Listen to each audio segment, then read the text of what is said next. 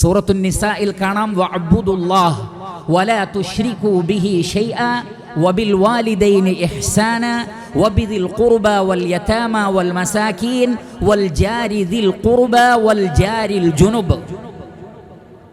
നിങ്ങൾ അല്ലാഹുവിന് മാത്രം ഇബാദത്ത് ചെയ്യണം, അവനിൽ ഒന്നിനെയും പങ്കു ചേർക്കരുത്. ഈ അടിസ്ഥാന തത്വം നിങ്ങൾ മനസ്സിലാക്കി കഴിഞ്ഞാൽ പിന്നീട് നിങ്ങൾ ചെയ്യേണ്ടത്, മാതാപിതാക്കൾക്ക് നിങ്ങൾ ഇഹ്സാൻ ചെയ്യണം.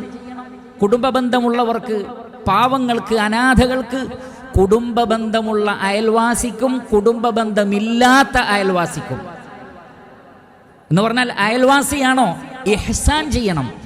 എന്താണ് ഇഹ്സാൻ? അതിൻ്റെ ആദ്യപടി, ഒരു കാരണവശാലും തൻ്റെ അയൽവാസിക്ക് ഒരു ഉപദ്രവം വരുത്താതിരിക്കുക. നാവ് കൊണ്ടോ കൈകൾ കൊണ്ടോ അയൽവാസിക്ക് ഒരു ഉപദ്രവം വരുത്താതിരിക്കലാണ് ഇഹ്സാനിൻ്റെ ആദ്യപടി.